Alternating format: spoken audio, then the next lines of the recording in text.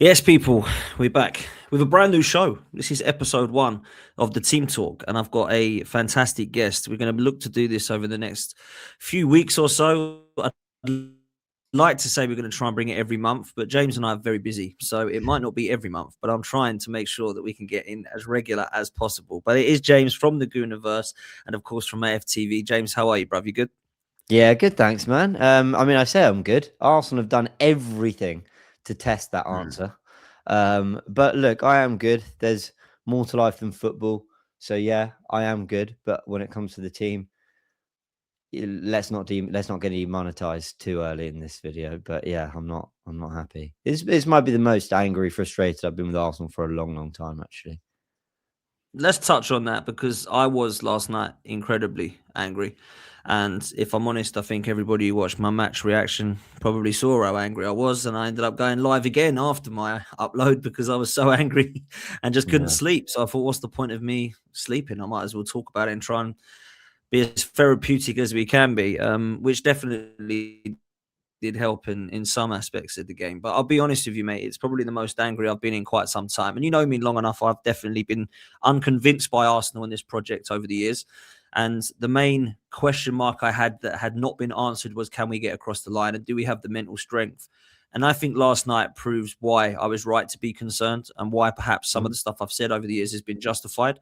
And I do think, bruv, over the last few weeks, there's been a number of evidential games which have given me more and more concern as to whether we can hold on and get across the line. Now, there's been ample opportunities to go 10, maybe even 12 points clear in this title race, and we haven't been able to do it. And for me, James, I go back quite a way. I go back to the first couple of games of the season, Liverpool and Manchester City. I was frustrated by that, not because the results were a shambles and you can't lose to those teams.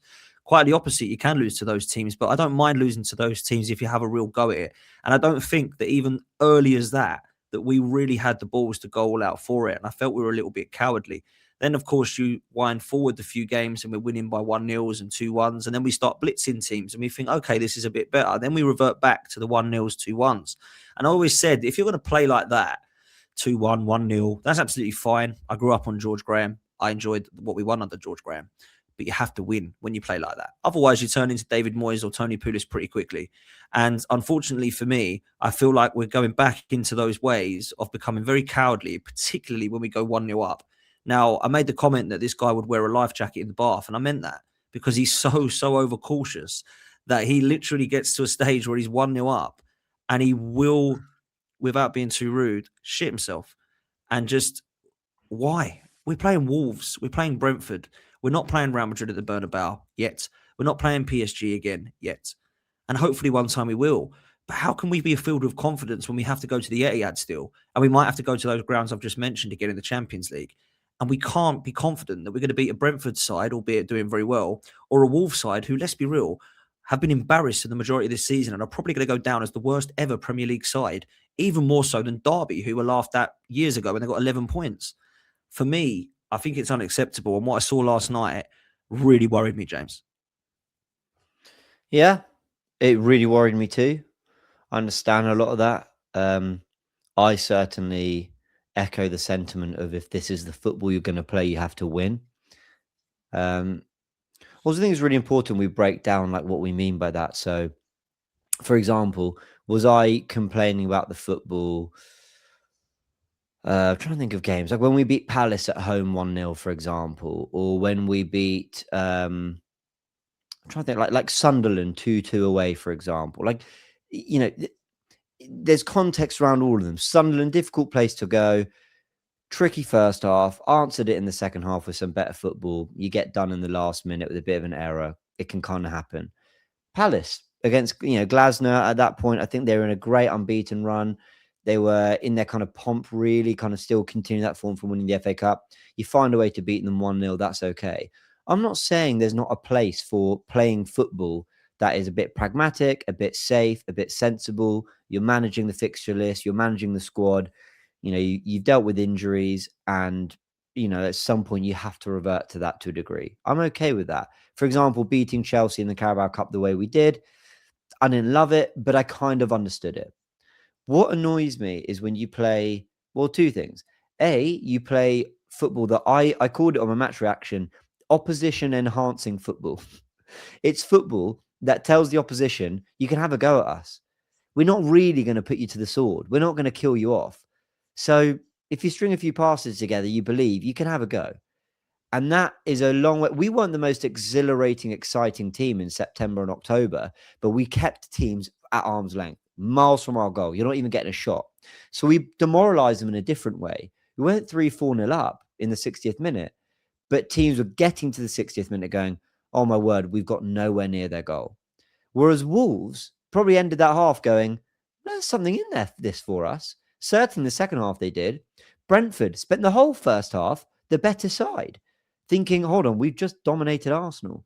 That's very different to what we were doing before. So yes, on paper, the amount of goals, the amount of territory, possession, all that might not be too different, but it's the feeling you give the opposition. And I think we're giving the opposition the feeling far too often, you can have a go at us. And that's my first big issue with the brand of football we're playing. My second issue, and I've said this on Loose Cannons on my match reaction, and you know what? I thought after a night's sleep I might feel different, but I don't. I feel owed a Premier League title. And I know that is a very entitled, almost spoilt position to have. But if you're going to have this plethora of talent, spend this much money, and play this kind of football, you better win it.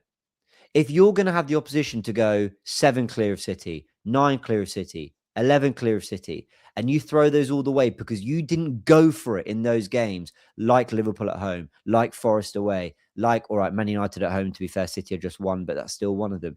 And there was another one recently. If that's the kind of football you're going to play, I will stomach it, but you better win the league. You better win the league because it's so far from, you said you grew up on George Graham. I have had to train myself as an Arsenal fan who missed that era to go, no, this is a part of our DNA too, that we are stubborn defensively. We don't concede a lot of goals. That's a makeup of our history. But mate, I grew up on Hleb, Rosicky, Fabregas, Cazorla, Ozil, Wilshere, Ramsey. Funnily enough, Arteta at times, all getting in the same team. Alexis, players like that who wanted to play quick 1-2s, combination football, who wanted to be expressive and inventive. Now, that came with its problems too, don't get me wrong. But I don't know why back in Wenger's later years, we couldn't just tighten up and build on the football we had. And I don't know why in Arteta's current years, we can't add some expression and freedom to the brilliant base we have in the back four and midfield. And I find it so frustrating because and this might sound so reactionary and messed up, Dan, but like, we are top of the league. We are in all 4 competitions. And I'm not sure I'm enjoying this season much more than I did other years where we played better football, but we weren't going for the title. Now, I know I am enjoying it more because we're winning more games. Like, I know that's a fact that I am. But even the games we're winning, I'm just sort of like, all right, cool. We won. A title race isn't meant to feel this way. So I make that very hyperbolic statement to try and make a larger point that for where we are compared to where we have been, I should be feeling way more thrilled, way more excited, I should be on the edge of my seat. Even though we drew and we dropped points, I should be going, all right, whatever. Like this is the toing and throwing of a title race. Let's go for it. Okay, this is what it is. Sometimes you go drop points. I don't feel that. I don't feel this energy. And I haven't done even when we've been winning games. So sorry for the long tangent. But I just to get that off my chest, that's largely where I am. I feel very disillusioned with the football. And considering we are on for a quadruple, I cannot believe how flat I feel about this team. Bro, you're spitting facts. There's nothing there that I disagree with. And the one key thing I'll pick up on is something we've both mentioned already. If you play like this and you win, nobody cares. Nobody cares.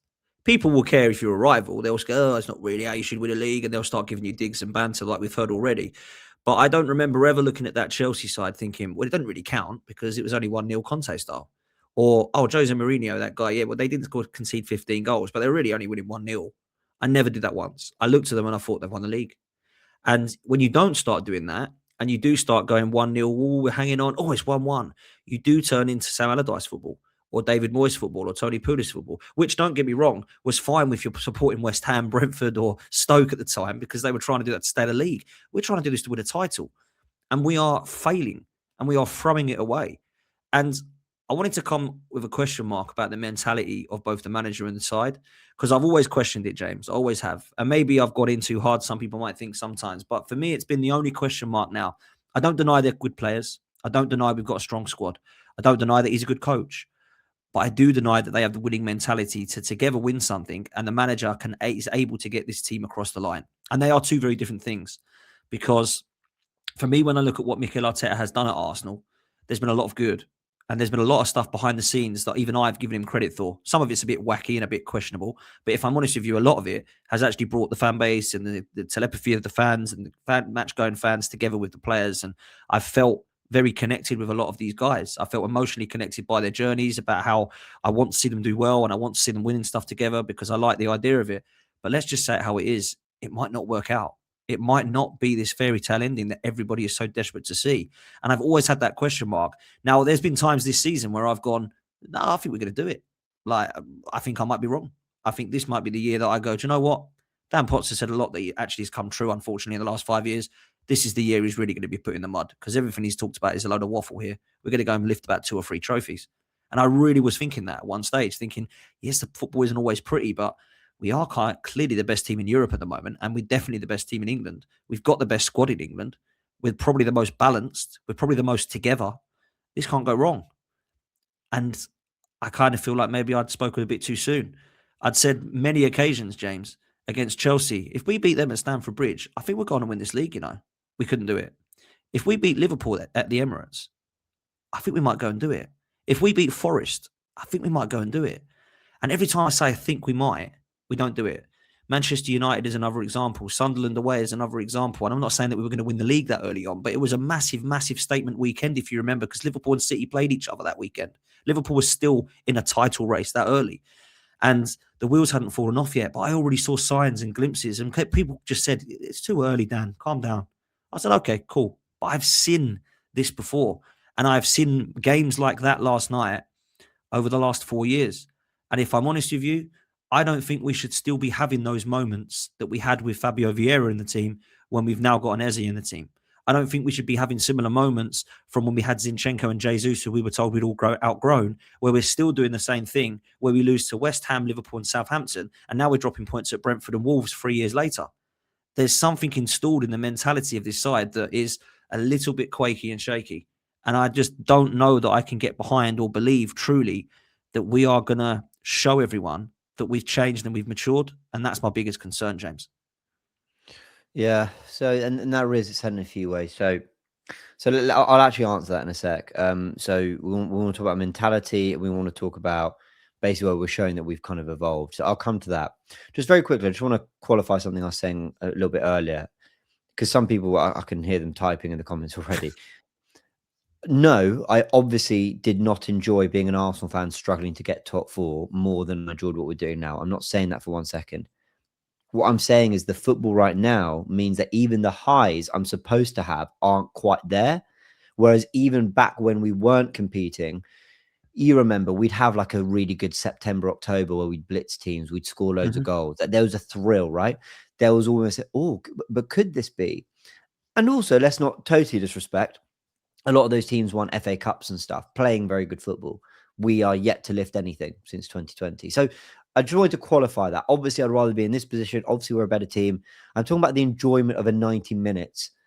You know, for that team back then, whether we're talking Arsenal in 2014, for example, that side had some serious lows, like losing to Swansea at home in a title race and things like that. But they also had highs where I was thrilled. Like I'd watch 90 minutes, I'd come away blown away. This Arsenal team have had a handful of those, but very rare. And in 6 years of Arteta, I would argue we've had 1.5 years of consistent good football. So I think all of 22-23, we played good football, no matter how it ended. We knew even like away at Liverpool and West Ham when we bottled leads, some of the football in those games was scintillating. Now, we had issues we needed to address, and we thought we did. We signed Timber, we signed Rice, we signed Raya. We thought we were learning from that.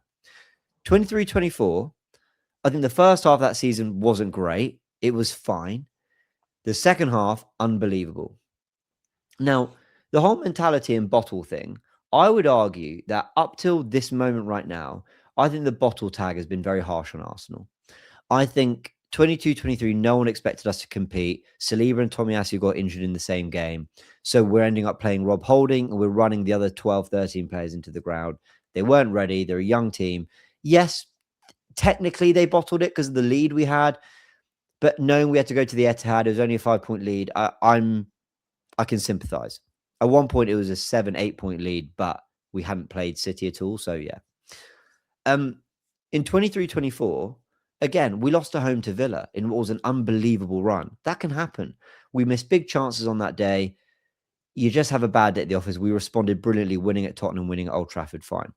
So I think if Arsenal don't win it this season, because of what City have been, it will be, for me, a real total and utter bottle. It will be, and it's not just because of the results. It's because look at the performances in there. Liverpool, we couldn't string passes together. We looked so average on the ball. Our technical level fell off a cliff. Nottingham Forest, our technical level fell off a cliff. And when I was calling out, people were saying, no, you're being too reactionary, James. Stop saying we're bottling it. That's way too unfair. Who are you to say the players are scared? What happens the next Premier League game after that? Zubimendi shits the bed in front of goal, kicks it back to the keeper, gets it wrong. Man United equalise. And from a position of strength, the game has now become a really messy one. Technical level fell off a cliff in that game too. Leeds and Sunderland were better. I mean, I don't think we were actually amazing in those games, but we won them 3 and 4-0. And then the technical level again drops massively with Gabriel kicking the ball off for a corner early at Brentford. And then again yesterday, miles off it technically, Arsenal. Timber giving the ball away here, there, and everywhere. Ryan making the mistake. I think 2 mistakes, by the way. And there we go. So I think to talk about mentality is utterly fair because it's not just a string of results. It's a string of trends in the performances. There are things that you go, that's not your level, Arsenal. That is not your level. Because you showed more technical security against a high-pressing Bayern Munich side who are the best in Europe. But this is where you're struggling. And it's been a trend for the last 7 Premier League games, albeit in 2 of them, we largely kept it together. So that's why I think the mentality and bottle word is utterly fair. I see a nervous team. I see a stressed team. But I don't see a manager, and I think we'll get onto tactics in a sec. I don't see a manager doing what he can to erode them of that stress, to take that on himself by adopting a tactic that actually relieves them of that pressure and stress that they're feeling. Bro, it's so refreshing to hear this as well because there's a lot of people that are a bit scared to kind of say it how it is. I truly believe that. And do you know what? I'll go one further before we talk tactics. You said that you enjoyed watching Arsenal more, but actually it was like only top 4, whatever it was, or you had some good times growing up. And there was I'm more just thrill, like in more some thrill, of the wins. yeah. And there's a bit more thrill in some of the wins, but I acknowledge that the lows were like way lower as well. I agree. I agree with that. But I think I'll go one foot. Let's just stick to the 6 years we've had under Mikel because I can't compare it, unfortunately, to Wenger and Graham because it was just, I was spoiled growing up, bruv. I was absolutely spoiled growing up, right? Other than the Champions League, we won everything. Yeah, and I even saw a European trophy as well in '94. So when I look at it now, I can't compare those eras, right? But what I'll do is I'll just look at the 6 years. I don't believe I'm going to say this, but I am going to say it. I don't know if you've heard that Ed Sheeran song about finding his old phone one day and looking at who was in it and how many pictures he had taken that time and the messages that he'd had. I had one of those moments not long ago. And it was actually to try and find a photograph myself. And I looked at my old WhatsApps, and I had one from Claude, RIP. And it was a voice note when we just won the FA Cup in 2020. And he was going crazy with me. And there's my reply. And it is like listening to someone completely different, bro. I'm really infused by Mikel Arteta. I really like the fact that he's come in and he's at least shown us he can win something. And I can't believe I'm going to say this, but I actually think I enjoyed that season more than I have in the last few because we won something at the end of it. And we come 8th, bruv. We were a shambles. We were awful. I didn't like the players. But you know what? I felt like we had a couple of match winners in our team, whether it be Mesut Ozil, Aubameyang, Lacazette. I feel like we had some people that I knew if it might not win us one of the majors, we might be a cup team that can win something. And I felt like I had excitement that year. Now, don't get me wrong. I can not stand that team now to what I look at this team now. My point is not that. I'm not saying bring that team back by no means. What I'm saying is I actually think the last few seasons have been kind of exciting game by game more because we're playing better football at times and it's been, better moments being title races and stuff. But I think in all of the 6 years I've had so far from Mikel, I think I've probably enjoyed the first one the most because we won something. And that's my mentality. My mentality is I can look at a Pochettino Spurs and appreciate they're a good side, but they're not going to gain any history because they haven't won anything. And I kind of feel like Arsenal are basically that under Mikel Arteta. Now we're different because of one thing, James. And what is that one thing? That we did that at the start of it. Tottenham didn't. Tottenham took over under Pochettino and had a really good side, and they got to the Champions League final and they come second or third in a two-horse race and all this kind of stuff. I'm looking at similarities now, thinking, don't be remembered as the same as Pochettino's Spurs. Be remembered as one of the great Arsenal teams. And until we do lift silverware, I don't think that we can do that.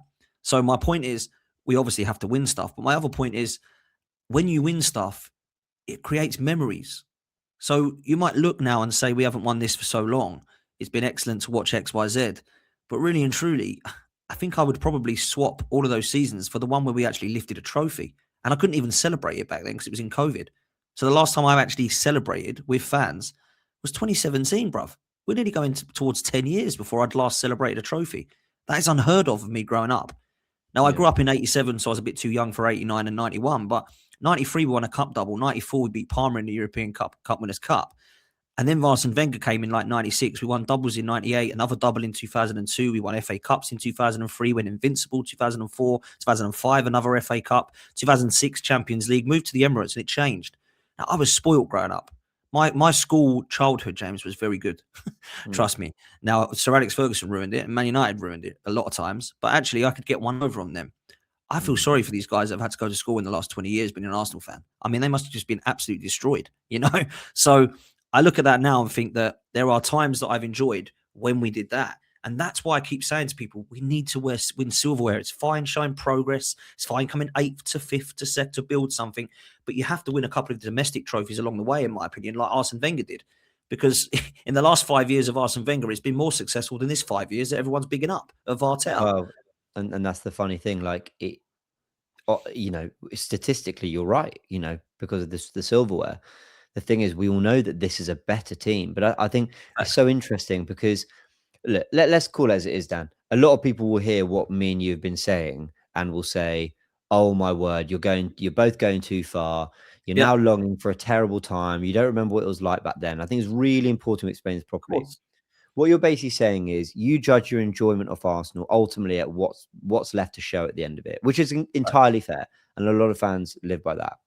I'm slightly different. Of course, it is about silverware at the end of it. I think my frustration, the reason I brought up the top 4 chasing sides, isn't to go, oh, that was a happier time. No, it was not. I'm not for 1 second saying it, and I'm not saying I'd go back to that. I'm saying, and I'm mentioning them because that is a group that embodied so much of what we want this Arsenal team to be now. And we are top. So isn't that extraordinary? I remember going into a game against Borussia Dortmund in the Champions League. We lost 2-0. That's the funny thing. Lewandowski scored. But we started with a midfield of Arteta and Ramsey, and in front was Rosicky, Cazorla, Ozil.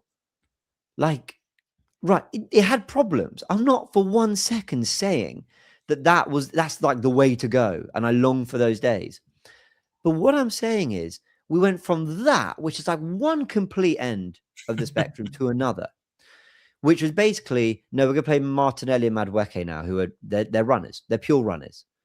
And we're going to have hard work behind them and a bit of power, but not a lot of technical guile, not a lot of invention. And even if we do get those players on the pitch, we're not going to give them the freedom. So I'm not saying, hey, do you know what I want? I want to go back to those days and watch those players. No, what I'm saying is I want to see Waneri and Ødegaard share the pitch, Eze and Trossard share the pitch, Saka, Ødegaard, Eze behind a striker. Saka false 9, Waneri on the right with Eze and Ødegaard 2 10s and Trossard on the left. Why not? That's what I'm saying. I'm saying I want us to go into the last 20 minutes of games feeling like we're the ones who might score, like we are exerting immense pressure on teams, not the other way around. Because the minute Brentford equalised, I was not remotely confident that we were going to get back the ball and create chances. and we didn't. In fact, Brentford had the better chances to win that game. But the talent is there. That's why I couldn't stomach Ethan Waneri going on loan. I didn't like it because it Me wasn't neither. about his development for me. Playing for Marseille de Zerbi, I got all that. That's fine. I had an issue with the fact that we're squad planning is not great with the injuries we've had. And Arteta saying we couldn't have predicted it. I predicted it. I Same. predicted injuries could be a problem. You predicted it. So I don't really buy that, firstly. But the other thing that concerns me is why do you not want a player like Waneri available for the run-in? You're competing in all four comps. Why would you not want that player? Someone who could do something in the half space out of nothing. Someone who can just beat 2, 3 players. I saw a comp of him when he started away at Leicester last year when Marino scored 2 goals. Man, Waneri was unplayable. What's happened to him? What's happened to Eze, who won the FA Cup? What's happened to Erdegaard, who in 2024 I called a world-class midfielder? What's happened to Saka, who's putting up numbers comparable with some players who went on to become the greats at the age that he was playing, right? What's happened to Trossard? Incredibly clutch, enjoyable player to watch. Martinelli, who was electric on the left wing. Jesus, okay, maybe the knee injuries. Gyökeres, who couldn't stop scoring. You can tell me about the Portuguese league. I'll throw back to you the Champions League where he still scored goals. So what is happening to these players? So again, all of that, to take it back to my first statement before people go off, I'm not saying I want to go back to 2014 Arsenal or 2009 Arsenal. I don't want that. This team is better. And this team, I actually think, is going to have success. And I will enjoy it when they do. But I think a huge part of us achieving that is embracing a little bit of what made us good back then. Even when we didn't get over the line, there's a little bit of that we could have. And the players are there. This isn't a squad that's not built for it. The players are there. Zubimendi looks elite as a 6 for Spain. Now, okay, you could say international football is different, but why does he look so sideways for us? I'm impressed with him off the ball more than I'm on the ball. That was never what we signed him for, in my opinion. So there we go. I think I had to get off my chest. It's probably worth, No, doing some tactical you're stuff spitting. soon. You're But yeah, spitting, bro. You're spitting. And look, there's a lot that you've said that I agree with, and there's a lot that will segue nicely into this because we're going to bring up the tactics board because I do feel like the main reason I wanted to get you on here is because this is your forte, in my opinion. I think there's way you break down the game is so admirable, mate. I wish I could be better at it. I'm just not. It's not for me. it's very So kind of you, man. I love listening to it and learning new things. I think yourself, Clive, and Graham are probably three of the best at it. And I know you played the game, and I know Clive played the game. I always think Graham is amazing because he didn't actually play the game when he was younger, and he breaks it down so well. I think that's so like inspirational to me. But look, I know you want to talk about a few things, so I'm going to hand the kind of tactics pad over to you, and I might have some questions throughout it. And I'm sure that the comment section will as well. So over to you, James. Well, love for that, man. Look, firstly, thanks for the kind words. I'll keep it quite simple. There's 2 things I want to talk about: shape against Wolves, and I want to talk about profiling and platforming of our attackers. Firstly, we know Wolves are going to be like this, so bear with me while I just move everyone back. We know that back 3 is really a back 5, so there's not a lot of spaces here. Like, it's just difficult. Oh, that's not what I'm trying to do. Here we go. It's difficult to access those spaces. That's one thing to talk about. But do we put players in the right position or necessarily pick the right players? I'm not sure we do. Now, we know that Martinelli and Madueke, what are they? Runners. Where do they want to be? Here. Victor Gyökeres, where does he want to be? Here. And by here, I'm illustrating they want to be behind those players. Now, let me see. If I just do this, will I get rid of the squares? Yes, it will. Brilliant. Bukayo Saka is also a runner. Now, he's maybe lost a little bit of pace recently. He doesn't look as explosive, but he's a runner. But what you've essentially got here is players that I don't believe are genuinely comfortable receiving the ball and controlling a game of football. So Zubimendi can, but Saka's not going to drift in like Erdegaard to help him build up. Martinelli isn't going to drift in like Trossard to help him build up. So when you lose those things, you're basically creating, I think, a disconnect in this very area of the pitch. Because who's progressing it? Who's saying, okay, maybe Zubimendi, but you think Wolves haven't prepped for Zubimendi? Of course they have. Absolutely they have. And how easy is it to access these players when there's a back 5 in front of them? So what do we end up doing? We start asking Nkapia to go in there. He scored, to be fair. Good goal.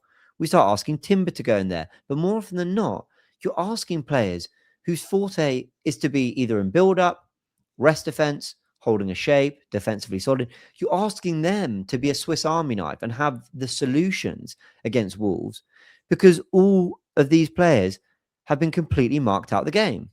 So not only they've been marked out the game, you're then saying, okay, well, you're going to have to pull yourself out of that problem. So Saka ends up coming out here to try get the ball or out here. It's awkward for him. Gyökeres drops into this area. It's not what he wants to do. Martinelli gets the ball out here, so we switch it. He's having to beat his fullback, or he's hoping for an underlapping run. But with all due respect, I know he scored. How much is Nkapia going to do from this position? He's got a decent cross on him. I know he did it for Leverkusen. But when that's kind of your main outlet, your main way through, which it was Nkapia all night, man, you're not asking much of Wolves defensively. I know we scored 2 goals. I know we went 2-0 up. And look, Rice showed invention with the ball into the box to Saka when he scored. That was nice. But I basically think if you're going to play Madueke and Gyökeres, then it's got to be Trossard. And if you're going to play Martinelli or Martinelli and Madueke, then it's got to be Jesus. Or if you're going to play Gyökeres and Madueke and Martinelli, then you probably need Erdegaard or Eze, a more natural 10. There wasn't any balance in the 11 for me.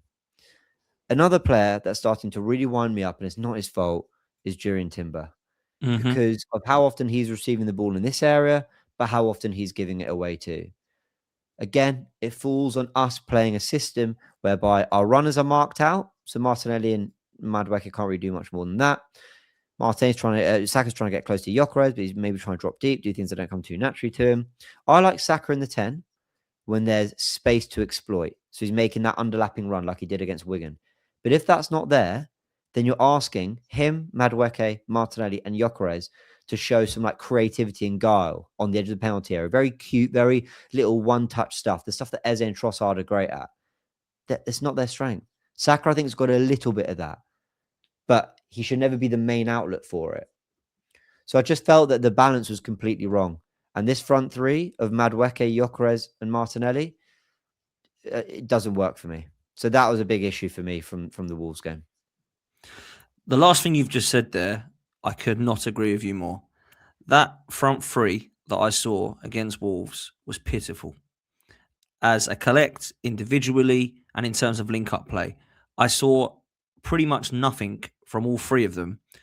And I hate to say this because I was crying for him to start because I genuinely believed that he deserved to start. And that's Martinelli. I thought he was absolutely horrific. I've seen some bad individual performances on the wings for Arsenal over the years, unfortunately. I think that's right up there with one of the worst I've seen. But I genuinely do. I can't think of anything that I saw that made me think, do you know what? It's just not his night. But he is giving it his all. I thought everything he did was horrible. Gyökeres, I don't know how many touches he had, but it couldn't have been many before he was subbed. And Madueke, for me, is very expensive for what we've actually got. And, you know, I made the analogy that this guy would open his Christmas presents and then wrap them up and open them again because he's so obsessed with getting past the player and then getting past them again. It's like, bruv, you've just beaten this guy. Why are you trying to beat him again? It's like, I've gone on the outside. Analogies, you know. I like these analogies. They're good. Well, bro, it's true. Like, you've opened your gift. Play with your gift like you've done. You don't have to go and open it again. Like, do you know what I'm saying? Get past this guy on the right-hand side and either whip in the cross, or if you're cutting on the inside, you've done him. You don't need to go back outside him again. Like, the guy can't believe his luck. He's like, oh, Christ, I thought you beat me. Now you're going at me again. No, man, you're done. Go to the next guy or cross it or pass it. I don't get much output from Madueke, and I know it's crazy to say that in the fact that he scored 2 and 3, but I think that's been general over the season and only in the last couple of games that we've seen him actually scoring goals. I find him very frustrating to watch. I don't find him exciting like some people do to watch. I find him incredibly frustrating. And the other thing that I'll say about some of the individuals you've picked out, James, quickly from what I've seen is I truly believe there are so many of them right now that are running on fumes. And that's worrying going into what I think is the most important part of the season. Where you've got Jurrien Timber, where you've got Declan Rice, where you've got Zubimendi, Saliba. There's problems at left back still because Calafiori, this really is the last season for me. I really like him. I can't see him with these injury problems. It's too much for me. It just gives me Tomiyasu vibes. I feel it's really harsh on these two individuals, but I'm going to say I don't blame either of these individuals. I blame the manager for this. Saka and Havertz are a problem. Massive problem. Havertz has hardly played enough football because of his injury, and Bukayo Saka, for me, exactly the same. I've got absolutely no confidence that we're going to see the Bukayo Saka that we all loved. Because for me, I've seen him lose pace. He went through a couple of times last night where I truly thought he was running through treacle. He was so slow. Where has that explosiveness gone? And two things on that before I close. I thought maybe he'd lose a yard of pace because his injury was horrific. I never looked at him and Gabriel and Havertz in the same light because Gabriel was not nowhere near explosive or needed to be as explosive as the other two are. I did not envisage, and I don't know if you did, I did not envisage the last 12 games of our season, Saka playing as our 10. And I wonder now if Arteta ever thought that, or if he's now using it because he's believing the other two are either not fit enough or is not performing enough. And then Bukayo Saka's now become, because he can't run no more, our attacking 10. I just find it all very, very bizarre. And with Eza, coming off the back of, okay, it was against Wigan, I hear it, off of a good performance, then gets dropped. You've got Nkapie who sets up Madueke. They both get subbed against Brentford and we concede. I'm really confused with some of his in-game management of the last couple of games. And it's something that I've bigged him up for, James. I've got to be honest, over this season, I've said, wow, I'm liking the subs. I'm liking the trust of the squad. And now I'm thinking, I'm not sure I do like the subs. Like a few games later, where is Norgard? Why is he not playing as many games? Why is he doing well and not getting the reward for it? Why is Eze dropped again now? Why has Martinelli not got the runs that perhaps he deserves and Trossard has when he's not played as well? Why is Erdegaard being thrown back into the side where he's really not good enough? All of these question marks are getting into this system again. And I'm thinking, no, I didn't want to be saying these things, but I am now. And that's a big worry for me. Yeah, I agree with a lot of that, and if not all of it. And you mentioned Saka, for example. Well, let's do a little exercise, right? Let's have a little look. Oh, I like this. I like where you're going with this. Yeah. Saka is the 6th attempt at trying to fix the 10 spot for Mikel Arteta this season. Wow. So it might have always been in his thinking that he could play in the 10. Mate, this was never the plan. It was never the plan for Bukayo Saka to be playing in the 10. You sent him out on loan. He got injured. He's got injured a lot and hasn't been good enough. He's got injured. He's not been good enough. And now here we are. And you know what? We're bringing him in, but he's not doing it in the position that he's left behind. Come on, man. Look at the options we've got. Look at the options we've got. This is unacceptable. It really is. From an attacking perspective, a team to win the league. I promise you, we might well win this league, Dan. And I think we actually probably will, because I think City have imperfections and problems as well. I really do. I think they've got the opposite to our problems. They can't fix up defensively, and we can't fix up going forward. So it's going to be a really fascinating end to the campaign. But Chelsea's Mourinho's Chelsea weren't the most exciting. But they didn't just randomly go, oh, Oscar, he's struggling. Do you know what? We'll put Didier Drogba back in the 10. We'll move Hazard there. And we'll bring Schürrle in on the left for the sake of it. Or Victor Moses, just to do a job. Like, they never did that. He knew everyone's role. He tweaked. He moved Fabregas to the 10 to bring Ramirez in. But no one was reinventing their career trajectory. So this was never part of the plan. Now, I did a video on the Goonverse saying it can work. But I said it can work because of the dynamism he offers. And it was less about him being the 10 and more about him being central. I think he's a proper goal threat. And you saw that with the goal against Wolves. For all he struggled, it's a good run, it's a good header, he scored. Get him closer to goal. So I think it can work. But it's something we've stumbled on. And I've just listed 5 other players who've played in the 10 ahead of him at some point in the last year, which tells you so much about how Arteta really got to this with Saka. Yeah, man. So, yeah, those are my thoughts on that. I've got some other stuff on profiling. Should we go into it? Let's do it. Okay, so this is another exercise I think I did a while back on the Gooniverse. I'd like to do it here. I'm going to put Arsenal in attacking shape, and it's where they largely sit. And I know everyone alternates, but it's where they largely sit in possession when Arteta, lines them up attacking wise. So Timber goes right up in the half space. Let's get rid of the ball. Our wingers are really high. Gyökeres is deep in build-up. Saka's typically on the touchline because he's a right winger. Zubimendi's there. Rice is left 8 here. Nketiah is sort of floating around here. Split Saliba and Gabriel. Now let's get the other players. Ben White is around here as well, I'd say. Yeah. Yeah. Marino drifts out to the right, so he's around here. Ethan Waneri is being asked to play here for some reason. Eze is being asked to play sort of here. Jesus is being asked to drop deep a lot. Erdegaard is playing basically all the way over here in build-up. Kai Havertz as well drifts to the right. I mean, the amount of players who are asked to drift to the right is unbelievable. And Trossard is out on the touchline. So I would say if you had an average positions, I haven't looked at this, and people could easily prove me wrong. I would say if you had an average position where Arteta asked these players to roughly stand when we're attacking, they're around here. I I agree. can't tell you, mate, how many of these positions I disagree with. Let's start with, Go on then. mate, honestly, Gyökeres, I want here, leading the line, running in behind.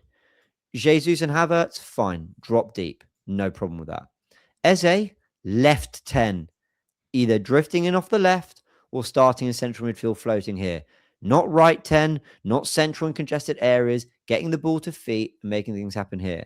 On the other side, Declan Rice, I want right 8, bombing up and down. So when that ball, and this is how we help the likes of Madueke and Saka, when that ball is rolled in behind, Declan Rice is making that run and he's whipping it right foot straight into the box. Kevin De Bruyne did it for years. I'm not saying Declan Rice is De Bruyne, but he's got something of a good delivery, not De Bruyne delivery, but a good delivery, and he's got the engine for it. That's where I want Declan Rice, either in build up here, right footed and getting forward. Also, because it helps Zubimendi, who largely drifted to the left in his time at Sociedad. Waneri, I'm okay with him largely here, but I thought he looked great as a right winger. So let's move him slightly. Bukayo Saka, I also want more central.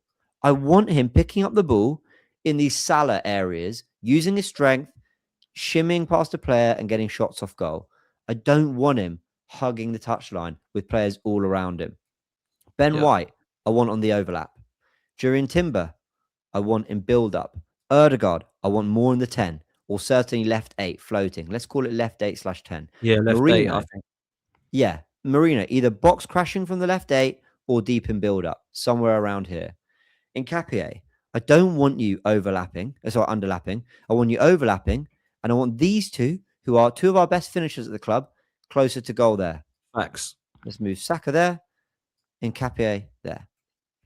I think that largely covers everyone, but that's my point. The amount of players I would change, and I'm not a coach. I don't know what Arteta's already forgotten about football. Okay, let's make that really clear. But so many people, I think, largely agree with this, that we don't platform players best, and we put them in areas of the pitch where it just doesn't play to their strengths at all. This is where I want to see the players largely occupying spaces, but we so rarely see it, Dan. And I don't know if it's because of an off-the-ball shape Arteta doesn't want to compromise. I don't know if it's because of... I don't... You know what? I don't know. I'll shut up there. I don't know why it is. But this is how I want to see our players on the pitch. And I feel we so rarely get it. Bro, this is why I got you on, man. That is spot on. I mean, look how many players we've had to move there. I wouldn't mind so much, James. If you were to move 3 players, I would have gone, all right, bro, that's a bit nitpicking there. You're a bit pinicky there. Come on, man. He got most of them right. He's got most of them wrong. I mean, the only 2 you haven't moved are Saliba and Gabriel. Right? It's like, come on, man. There is so much about that. And everything you've said, I've not gone, see, I don't think he is that sort of player. Yeah, see, I don't really want him in that space. You're absolutely right. Ben White overlapping, Timber where you've got him. Madueke obviously is that touchline winger. You've got Waneri, who I agree should never have been put out on loan, but certainly does look good on that right-hand side. Saka needs to be more central because he cuts in and shoots. Declan Rice, why is he on the left? I've always said he should be looked at more on the right when he's right-footed, and I think he can have a great opportunity to shoot more. Kai Havertz and Jesus, I'm cool, and they pretty much do stay there anyway. But Gyökeres, why is he always deep? I mean, the guy's supposed to be the fox in the box, and he's never in the box. So you're right. And on the left-hand side, Trossard and Martinelli, like I've really got to the stage now where it's like you either need to sell them both and upgrade on them both, or actually look to play them more into what I think is their strengths. And I don't think we do either of that with either of them, if I'm honest, at times. And the Eze one, I could be here the whole podcast talking about that one, because that for me is just the biggest mystery that I can see. And I'll be honest with you, I said something last night which probably people won't like or probably have disagreed with. I think this is the worst attack that we've had in the 35 years of me supporting Arsenal, but I don't actually look at any of them individually and think they're rubbish. So it's a system problem. Because why are Iwobi, Welbeck, and Bentner doing better and being more efficient for Arsenal over the years than our front three? Because they're not better than our front three, but they are if you look at what they were doing for Arsenal. And that's because Arsene Wenger was profiling them better. We've had some shocking wingers, James. Let's just say it how it is. Yeah, over the years, we're not scared to say that. We've had some really poor wingers. I don't think any of these footballers are bad. I don't look at Noni Madueke. He's not my favourite player, but I don't look at him and go, "Oh my god, he couldn't hit a bar door." Him. He scored some No, he's goals a for good Arsenal. player. As Yeah, I has agree. He's a Trossard. good player. Yeah, Yeah. yeah. As has Martinelli, as has Trossard. Gyökeres can clearly score goals. He's proven that. Havertz can. Jesus can. Why are all of them as a collect pretty poor? Because, as much as I don't like Paul Scholes' comments about us being the worst ever champions if we get it, we would deserve it. They wouldn't be deserved all that. I kind of agreed that if we put a team of the season, I'm not putting any Arsenal players in it past the defence and Declan Rice. So he kind of has a point there. So I do think there's an issue as the system, and maybe it's a misprofiling thing. You're right. Well, for the sake of looking at the other end, a lot of sides are struggling. I think we've had the most 0-0 draws we've had in the Premier League this Premier League season. Let me rephrase. We've had more 0-0 draws this Premier League campaign than we've had like in any of the previous ones, basically, and we're only in February. I think sides are finding it difficult to break teams down. I don't think we're the only team that struggle against certain opposition like that. So for the sake of balance, I will say that. However, I can't begin to use that as an excuse when I don't think we're doing everything we can to maximize our attacking quality. Now, I don't know if I agree that this is our worst ever attack, but I agree that it pound for pound is performing the worst. There we Maybe. go. So I remember in the final years of Wenger, I think we had like Kolasinac and Bellerin as wing backs with the Iwobi, Welbeck, and maybe Giroud, like a front three. I think away at Watford, we had something like that. Mm-hmm. And I remember thinking, oh no, this is so miles off. We are so past it with Wenger. We need something new. Now, the players we have are infinitely better. If we had that Welbeck, that Iwobi, and that Giroud, actually, Giroud would be interesting. But most of them wouldn't. They're not better than the squad players we have now. They're not better than Madueke or Trossard or players like that. They're not. So the players aren't the worst we've ever had, but I think we are getting the worst return from the quality available, basically. Now I know we're still scoring a lot of goals. Set pieces play a part of that. I know that sometimes we click, and like Bayern, like Tottenham, we are capable of it, and that's without doing anything I've just mentioned. That's with everything Arteta wants. Sometimes it clicks and it works, but when it doesn't, we're so miles off it. And Dan, I suppose I'll end on this, right? I think Arteta and Arsenal are still capable of having an incredibly successful season. And all this tactic stuff I'm going in on, that's just my opinion. Like, there's no right way or wrong way to do it, because Pep Guardiola has times played with Shirky and Foden very narrow, and at times with Doku and Semenyo very wide. So he has mixed up his front three and how he does it too. I suppose what I would say, though, is if you're falling at the same hurdles and you're not doing everything to win a game, you start to lose the fans. You can have problems. You can. Every team does. Every team has problems. But they're the same ones from a year ago and 2 years ago. And they're the same ones that have let us down at times this campaign. And when we are getting late in games and we need a goal, we aren't showing any ability to have 3 shots in a row, to have sustained pressure, to make a team really suffer for that result. Wolves should have fought tooth and nail for that point, and they didn't. It was quite comfortable, as it was for Brentford. In fact, probably annoyed they didn't win it, right? When you do that, I'm sorry, you are. It's open season in conversations like this. Everyone can start to pick apart everything you're doing wrong tactically. You're used to the players because they all, not 1 or 2 or 3, they all, 9, 10 players, look miles off the quality and the level we know they can get to. So those are my final thoughts on that, man. I think Arteta's a very good coach, but I think he prioritizes the defensive shape and the off the ball stuff. While you do that, you're fundamentally going to have Arsenal fans saying, you better win it. I'll swallow it, but please win it. And if you don't, it does become ugly conversation, sadly. But hopefully it won't get to that, and I don't believe it will. Look, I'll end on this, which might be a negative, but I'll try to swing it to an end a positive because I always try to do that if I can. I'm concerned and I'm worried that we won't win this league title, and I've said that the majority of the last 24 hours. I will say though, the best way to respond is by beating your North London derby rivals, and if there's any pick me up needed, it could be the best time in ever. The problem you've got is the flip side of that, because if you don't beat them, there's serious worries. And I think I have changed my mind on this over the last month or so. I said that if Mikel Arteta wins a trophy, I would keep him for another season because I think he showed that he can win with this team, whether that's a Carabao Cup or an FA Cup or whatever it be. And so many people have said, would you keep him if he just won this? Would you keep, because they love all those questions, all the rivals, right? And I said, yeah, I'd keep him if he wins a trophy. Don't care what it is.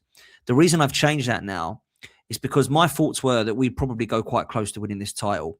I never thought we'd be 7 points clear. When you go 7 points clear, you can't lose it, James. You can't lose it and keep your job. You can't. And I don't care if he wins the Carabao Cup now and he goes 7 points clear and loses it. I don't think I wouldn't want to keep him. And that sounds incredibly harsh because I'm going back on what I said at the start, which was he's got to win something. So I think what he needs to do now is he's got to win that league. And if that means he doesn't win the Carabao Cup as well, or he doesn't go and win a Champions League, or he doesn't go and win an FA Cup, if he wins that league, I'll keep him because he's shown he can get across the line. And if he doesn't show he can get across the line in one of the majors, which is seen as the league and the Champions League, I really don't know how he can stay this season now. And I think that's crazy. But Dan, I'm sorry to cut you. Really sorry to cut you. If he doesn't win the Champions League or the Premier League, I will be open to that conversation. I'll be wanting change, I think, and it obviously depends on who those managers are available. I'll tell you what. I'll make a promise to you and the viewers. We're obviously going to meet in a month, and we'll catch up. Now, hopefully, things will look so different. Hopefully, things are completely changed. We fixed it, and what we'll do, we'll break down what's changed in that last month. If it doesn't, if things are feeling as down as they are now, we'll do a video on how other managers might use this squad, because I think that's going to be very, very, very interesting. What would Enrique do with Waneri, Eze, players like that? Look at the way he's used Kvaratskhelia and Doué and Barcola, how he reinvented Dembele. Could Saka have a similar arc? That kind of stuff. And I think that could be interesting. So either way, in a month's time, there'll be a lot to talk about. Absolutely, there will. James, it's always a pleasure talking to you, but I've really enjoyed this, and I wanted to get you on to do some form of breakdown. Man. It's been great. It's gone just as I thought it would. If not, it's gone better. So thank you so much for coming on, man. Make sure you do me a favor and follow James B on the Gooniverse and Gooniverse News. Absolutely smashing it over there, which is great to see. So make sure you're following him on all social media and all YouTube and other platforms. Make sure you've hit like and subscribe on this one. We're close to the big 6-0, so let's get to the 60K people. Hit subscribe if you're new to the channel, and make sure you're liking this one. James, it's been a pleasure, man. I hope you've enjoyed it, bro. I had a great time. Big thanks. And look, I know to a lot of listeners, this will have been very negative, pessimistic, and might have sounded hyperbolic at times, but just listen to the words, not what you think we're saying. Like, we're not, I love this team. I think we're going to be successful. I do. I just think there's some pretty major changes that can get it done, in my opinion. And if I'm wrong, brilliant. I would love to be wrong, but let's see what happens. Absolutely. I'd love to be wrong. And I'd love to have been wrong for the last 5 years, bruv. That's where I'm at. But there we go. Big up to everyone watching. And yeah, look, we'll see you on the next one. We're out of here, people.